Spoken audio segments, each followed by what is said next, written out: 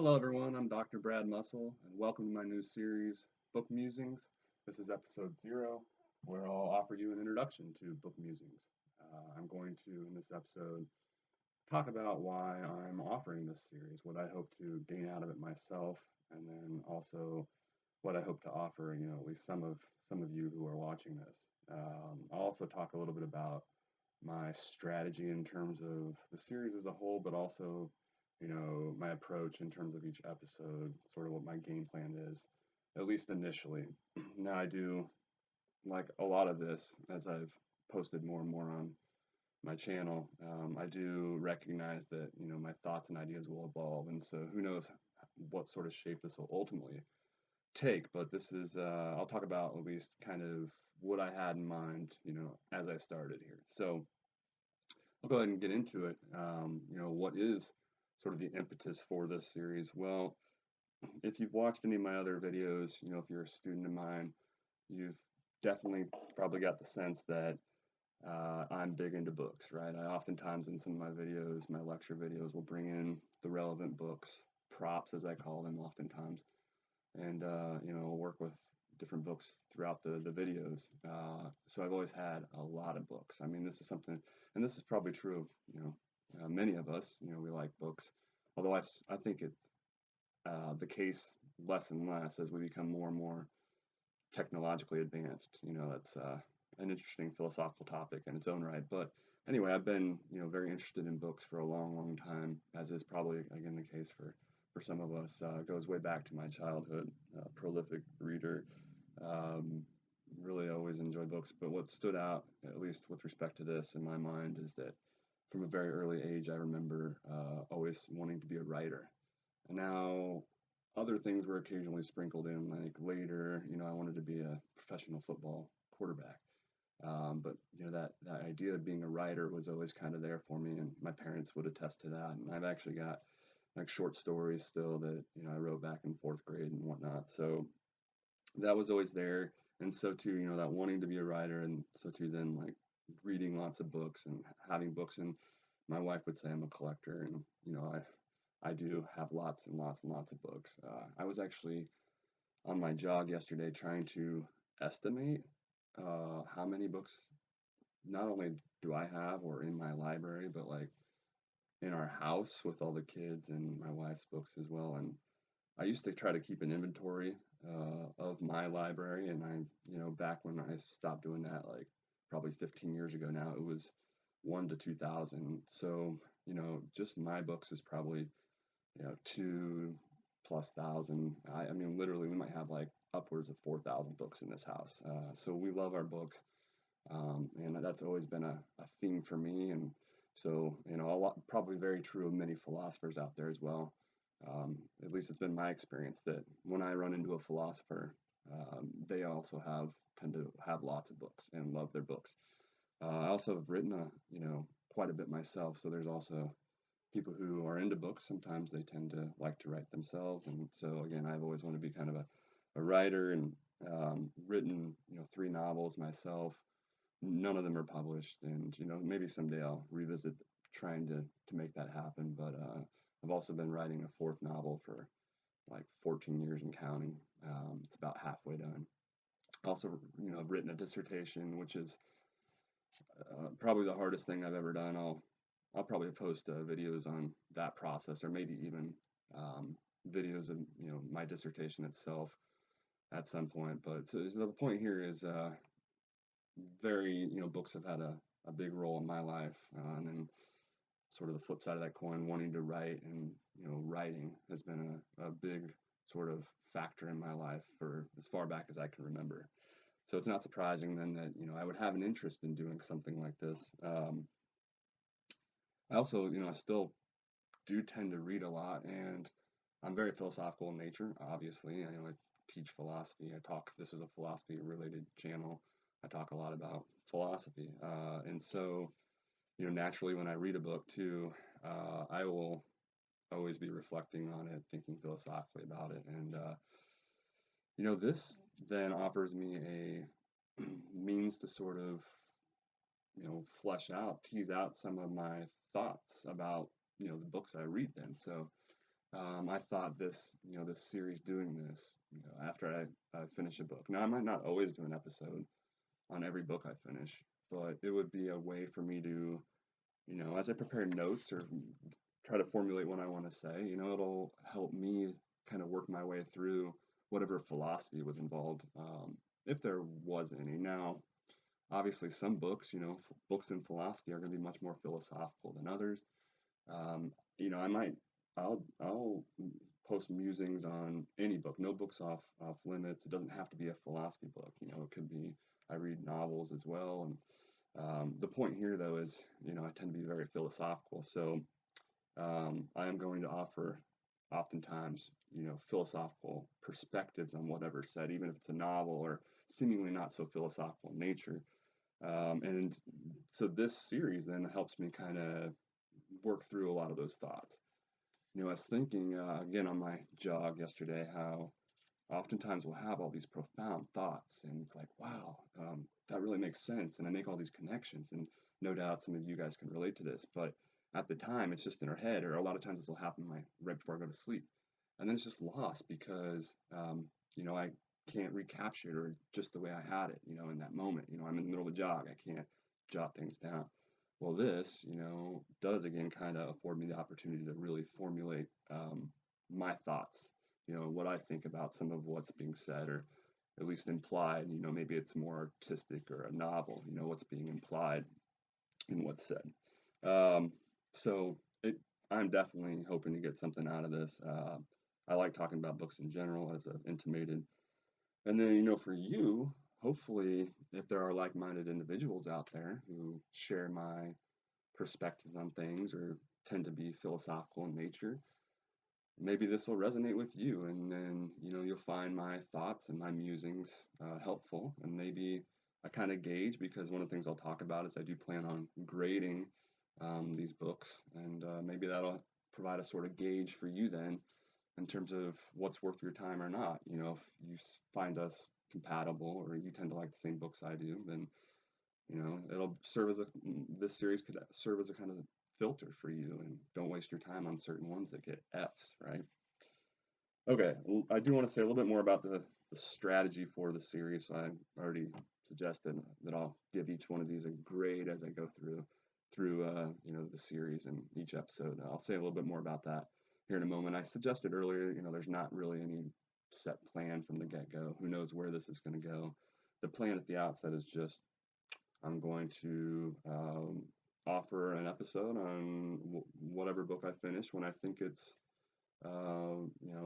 it would be interesting to do so or helpful in some way. So that's really all there is to it. It doesn't necessarily again have to be a philosophy book per se. In fact, the first book um, I'm going to do an episode on is not really a philosophy book per se. Um, so, they need not be philosophy. But again, a lot of what I draw out will probably be philosophical in nature. In each episode, I am going to try to bring, kind of three things to the table, if you will. Kind of talk about first, why I read the book in the first place, a little background.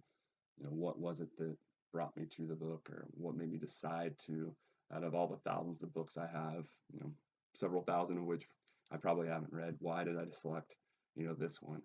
Um, Obviously I'm going to try to flesh out some of the more prominent themes then would be the second thing, right? So if it's a philosophy book, I'm going to try to extract the arguments, if you will.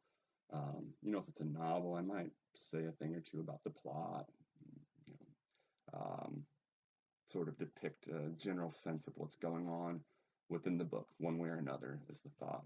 And then finally, I'll give you some reflections, my musings, right? That's the title of the series, after all, is Book Musings. So I will, tell you what I think, and I'll offer, like I said, a grade.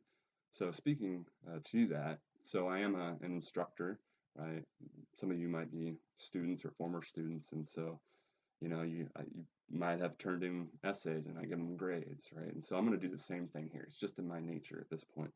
I'm also very kind of nerdy. I've always been a number stats geeky guy. Like when we played backyard football growing up, I would literally carry out in baseball games in the backyard. I would literally carry around notebooks and keep stats as we would go. For our hockey team just down the road, adult beer league hockey team, we keep stats, for goals, assists, and so on. And who does that?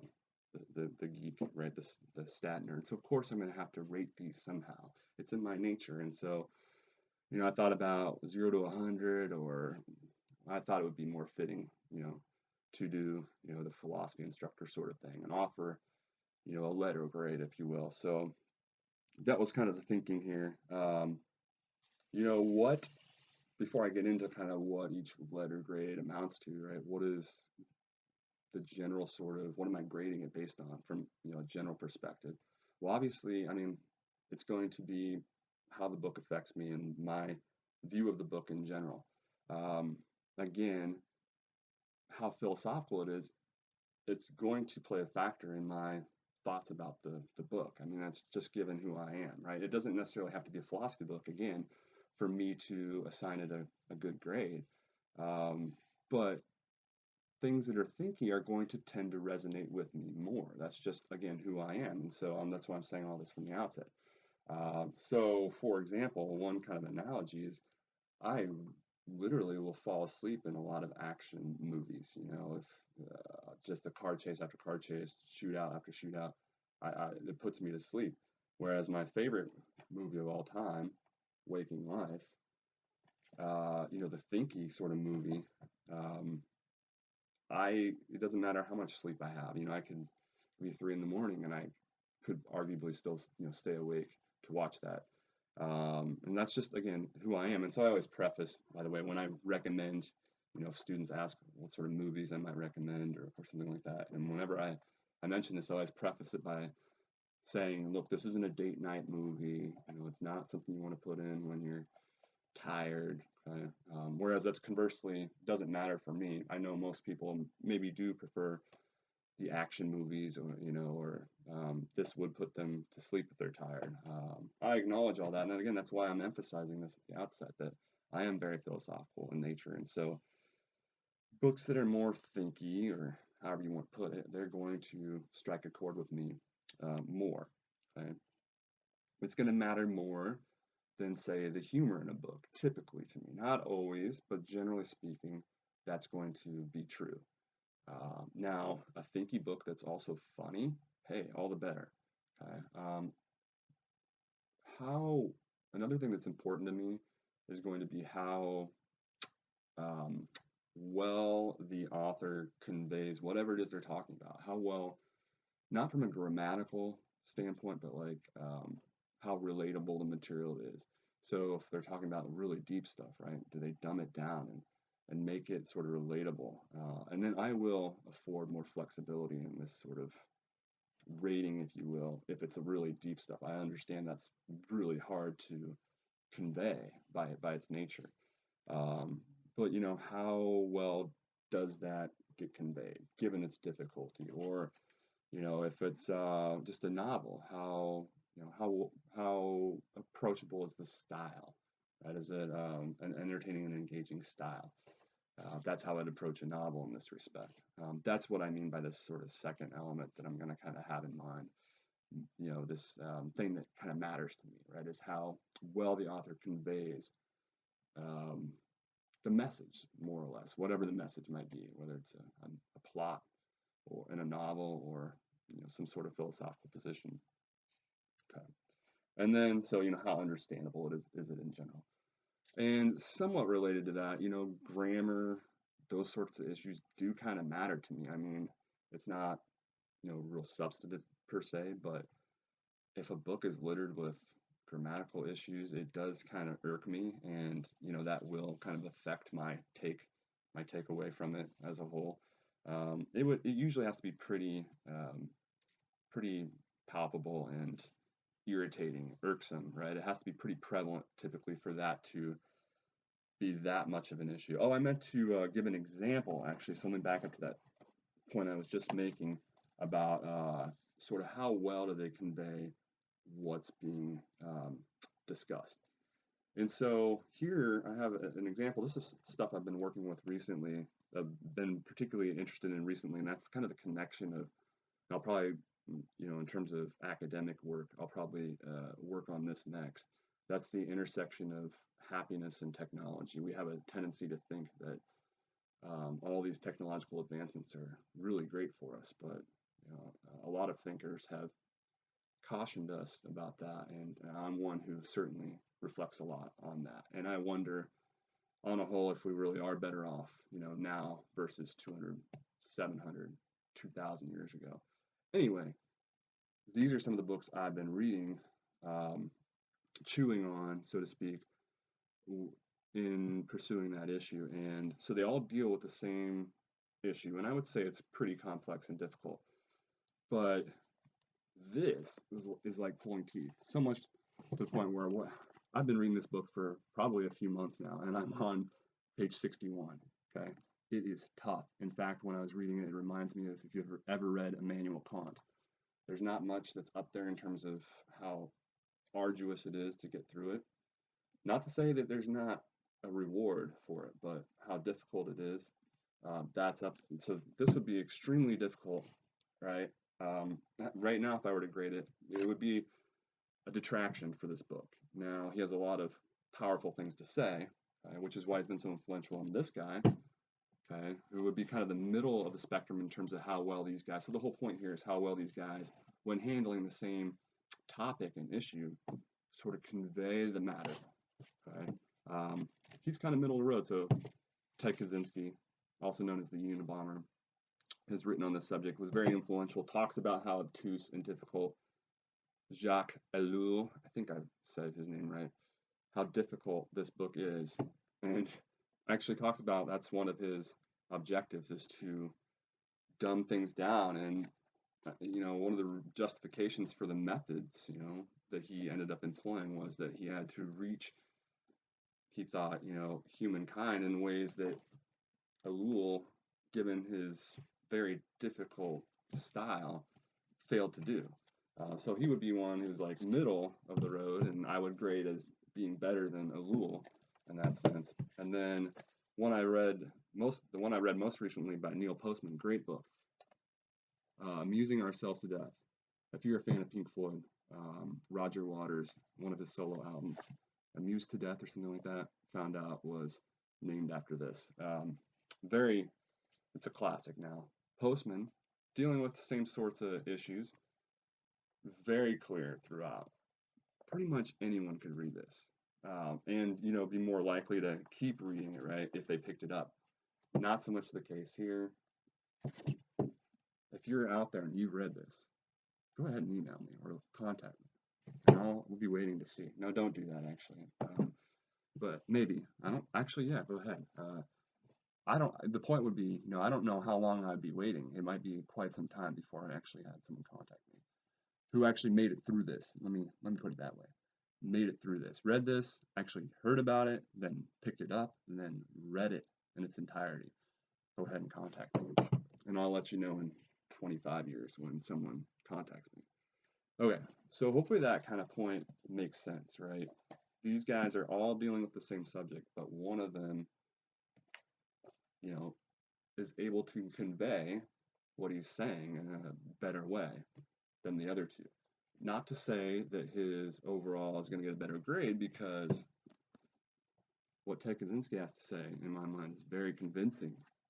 Not to get into his methods and all that, but I'll probably have other videos and some other series related to that at some point. I might even do a course on this subject at some point, but might even do a review of this at some point where I'll get more into that. But again, just because they're clearer and more capable of conveying what they're talking about doesn't necessarily mean they'll warrant a better grade, but it is important. Okay.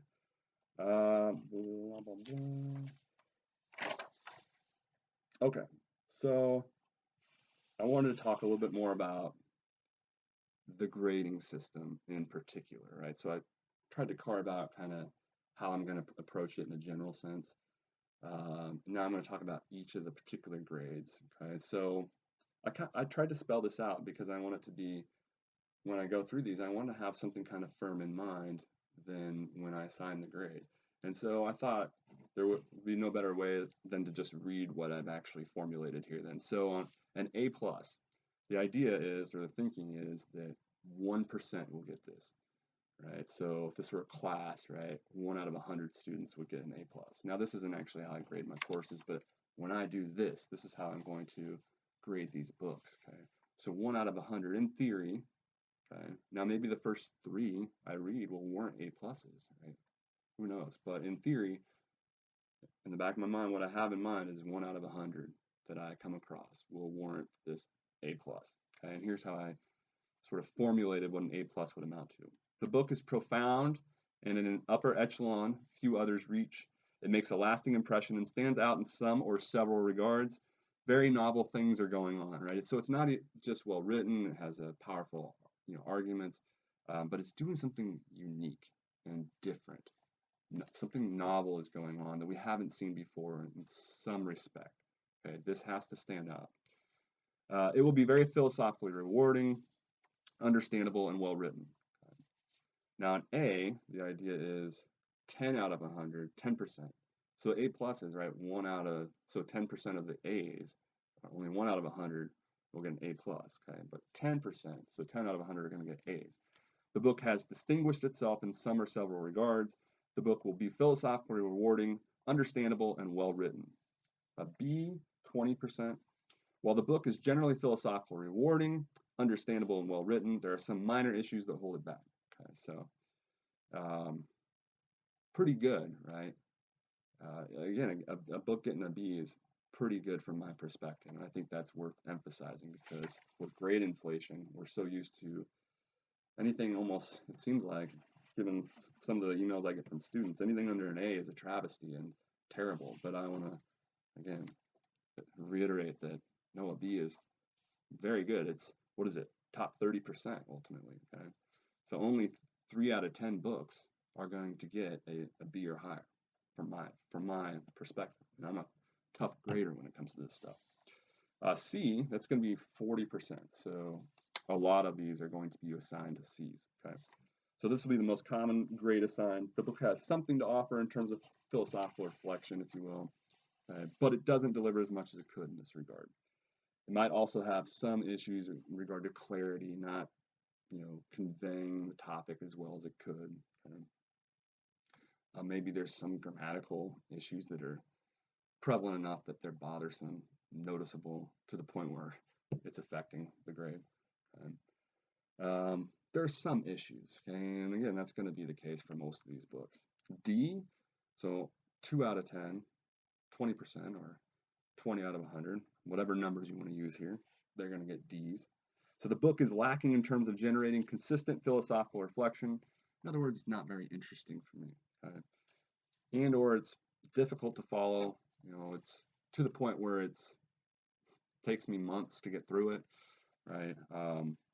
And or it's very poorly written. There's grammatical issues littering the text to the point where it makes it more difficult to get through it and follow what's being said. An F is 10%, so I don't anticipate assigning too many Fs, right? It has to be almost not worth my time. And in fact, if I'm making an episode on it, again, there are very few books. If it's going to be an F, it will be interesting why I even finished it, right? And so I'll probably speak to that maybe in an episode where I assign an F. But if a book's not worth my time, I usually finish books, and if it's that bad, then to the point where I would assign an F, a lot of times I just wouldn't finish it. So, bottom line though is it's not offering much, right? If it's getting an F, okay, it's not offering much when it comes to what matters to me, one way or another, and it's significantly not offering that, right? To the point where I almost probably didn't finish it. I do want to point out that, like when I grade an essay, for my ethics, courses, for example. So one of the things I'll have in mind, right, is that the student cover, certain significant points. Okay, now if they fail to do so, typically, that might, let's say they did not hit half those main points. Well, typically that might warrant a 35 out of 50 grade, let's say, so, or 70%. But, I do make exceptions if the student, what they do address is very well written and very clear, and it's obvious to me that they know what they're talking about. There's a good grasp of the material. Well, then that does offset for the fact that they were lacking in this other regard. And I want to emphasize that here, so going back to maybe, its intention isn't to be philosophical. If it's an outstanding novel that is gripping and has me turning the page constantly, that's going to offset maybe a dearth in terms of its, how profound it is philosophically. So every book has the potential, I guess, in some sense, no matter how philosophical it might be, to earn a good grade from my perspective. Okay, so I just wanted to mention that. So sort of for fun, I also wanted to discuss, or I guess point out that I will be including then the renowned Book Musings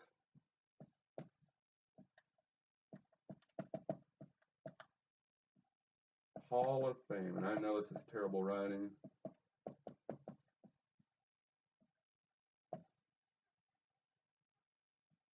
Book Musings Hall of Fame.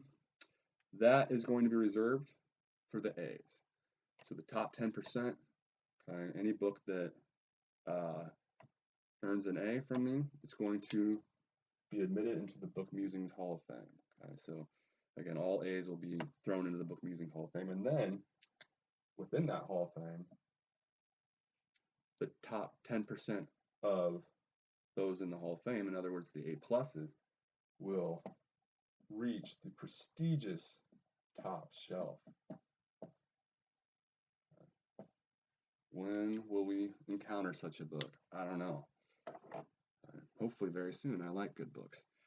But anyway, I wanted to throw that in there that I do have these two quirky labels that I'll be attaching to really good books, basically. Last way, I guess, kind of a corny, I'm a philosopher, so I got to get into allegories, right, and sort of other ways of putting things. So I'm going to try to spell out what I have in mind with these grades in one other way, via Plato's famous allegory of the cave. So please allow me to indulge in this, right? So for those of you that aren't familiar, there is, let's see, let's just erase this guy. The idea is we're all start enchained. And it's been a long time since I've actually read this, so if I get some details wrong, please forgive me, okay? But the gist is, right, there's a fire, okay, and we're all chained up, right? And we're basically within a cave. Here's the exit out of the cave. We're inside a cave, basically. Humankind is. We're all chained up, and all we see are, so there's this big fire here that's creating shadows on the wall, right? So we see all these things, and most of us, we don't realize, right, that what we see throughout life, whatever, right, is what we take to be reality. Lo and behold, it's just, shadows. It isn't reality. There's a shadow right there. Huh. Anyway, right, it's not reality. So the philosopher, the idea is, the allegory of the cave, somehow is awakened, enlightened, somehow gets freed of the chains, of the bonds, and makes his or her way out of the cave and sees things for how they really are under the true light of the sun, so to speak, right? They have true knowledge, see things as they really are. And then, of course, there's the whole, it's Plato / Socrates, where they're suggesting then the philosopher has a obligation then to descend back down into the cave and try to enlighten everyone else. I have my suspicions, but that's actually an issue that's debated in Platonic scholarship. But anyway, so for our purposes here, right, the idea is an F in terms of what it's doing for me, right? An F is the person, the book, right? It's just has no idea there is any other reality, that there's anything superficial about what's going on, right? They're just staring at the shadows with no idea that there's anything wrong. Okay? That's what an F is. That's how bad it is. Okay? Now, a D, a book that gets a D, or someone in this allegorical cave, they start to become jostled, awakened slightly. They start to realize maybe something's not quite right. Okay? So that would be D. Okay? A C, which maybe is most of us, right, throughout life, will really realize various points in our life that there is something strange going on, that reality oftentimes isn't quite as it seems. Okay? And in the cave, then, metaphorically, right, we'll be looking around, realizing that something weird is going on, and contemplating some action, maybe looking down and seeing these chains. Okay? So these, going back to our books, right, these books are, there's something meaningful going on. Okay? There is something we can get out of it, that's significant. Okay, it's at least doing something for us. Okay, and then a B, going back to the cave, right, becomes wise to the deception. Okay, realizes what's happening. Okay, and are actively trying to change their situation. They're trying to break free, and they realize they're in chain. Realize this is nothing to do with reality, right? Or at least maybe at best is just a reflection, okay? A hazy reflection, okay? And they have to try to break free. And then the A's, the idea is somehow enabling us to break free, right? A's are on their way. They have broken free.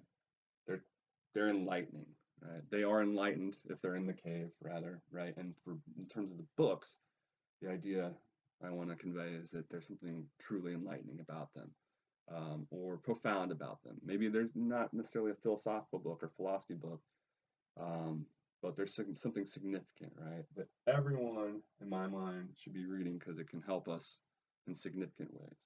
Okay? They are on their way out. Okay? And the idea then is the A pluses. They truly are enlightened. They've made their way out, okay? And then they see things as they truly are under the sun, okay? In reality. Now, I don't know if anybody's actually truly out there.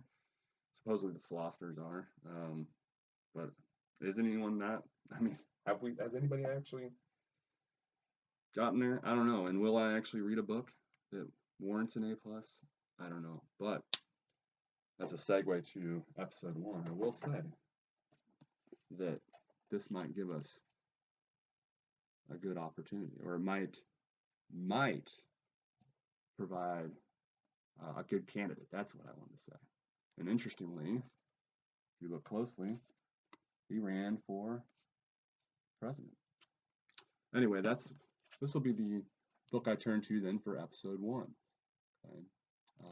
I hope you enjoyed this first episode, or episode 0, I guess, where I went through and sort of discussed, what this series is going to be about, the reasons why I started the series, what I hope to gain out of it, and what I hope to offer at least some of you who might be like-minded. And then I talked a little bit about, the strategy for the series as a whole, the game plan, if you will, and then what I'm going to do in each episode with respect to each book as well. So I hope you are looking forward to the series, and without further ado, let's go to episode 1.